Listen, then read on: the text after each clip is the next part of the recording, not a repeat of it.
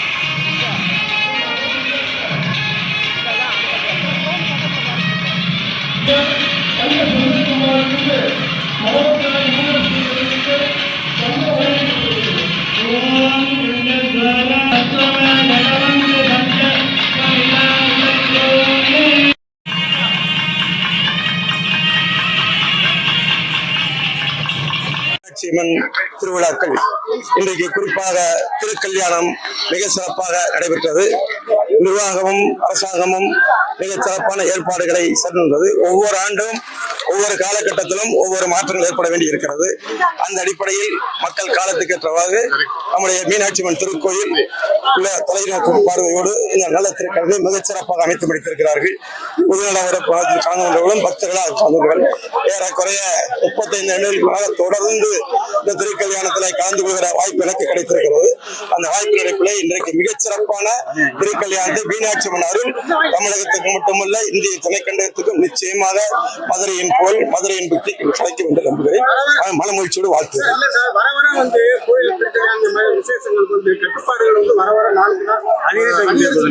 காலத்துக்கு ஏற்ற கட்டுப்பாடுகள் அது சீர்திருத்தங்கள் வேணும்னா நாமெல்லாம் ஊடகங்கள் நாமும் சேர்ந்து சில செய்திகளை சொல்லுவோம்.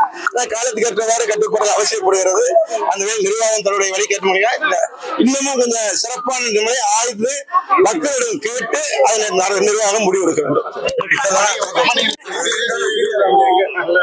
உங்களுக்கு என்ன வேணும் கண்டன் கேட்டீங்க.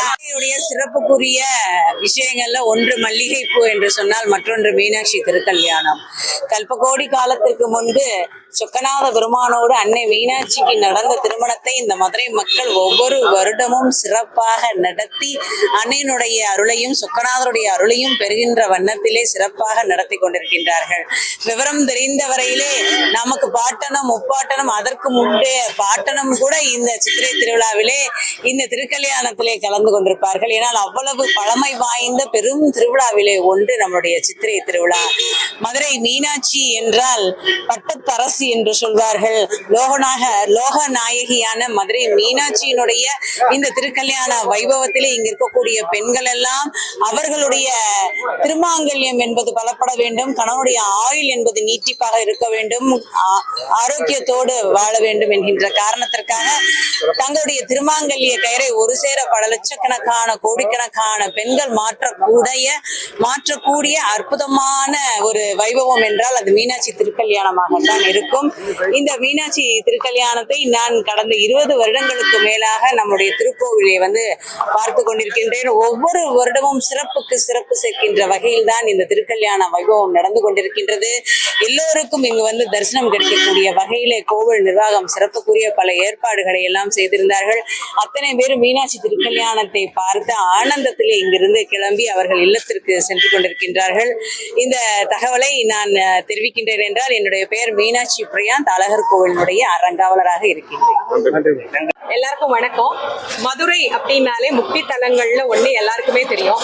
இங்க சொக்கநாதரும் மீனாட்சியும் மிக சிறப்பாக உலகத்தையும் ஆட்சி செய்யக்கூடிய இறைவனும் இறைவியுமாக இங்க எழுந்தருளி இருக்கிறாங்க. அதனால்தான் இந்த ஊருக்கு தூங்கா நகரம் அப்படின்னு சிறப்பு.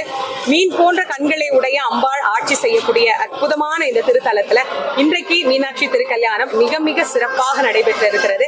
மீனாட்சி சொக்கநாதரை அழகா நம்ம இங்க பாக்குறதோட மட்டும் இல்லாம இந்த கல்யாணத்தை எங்கிருந்து பார்த்தாலும் அவங்களுக்கு அம்மையப்பருடைய அருள் பரிபூர்ணமா கிடைக்கும். கடைக்கண்ணால எல்லாத்தையும் ரட்சிக்கக்கூடிய அம்பாள். அதனால உலகத்துல இருக்கிற அத்தனை பேருக்கும் நல்ல வளமும் நல்ல நலனும் தரணும் அப்படிங்கிறதுக்காக கையிலிருந்து சொக்கநாதர் மதுரைக்கு மீனாட்சியை கல்யாணம் பண்ணி மீனாட்சியோட சுவாமி மதுரையிலேயே இருந்து நமக்கு அருளாசி புரிகின்ற அற்புதமான இடம். இறைவன் தமிழ்ச்சங்கம் வளர்த்து தமிழையும் வளர்த்த சிறப்பு அப்படிங்கிறது இந்த மதுரைக்கு தான் சிறப்பாக அமைந்திருக்கிறது. மீனாட்சி திருக்கல்யாண நல்நாள் வாழ்த்துக்களை எல்லோருக்கும் அன்போடு தெரிவித்துக் கொள்கிறேன்.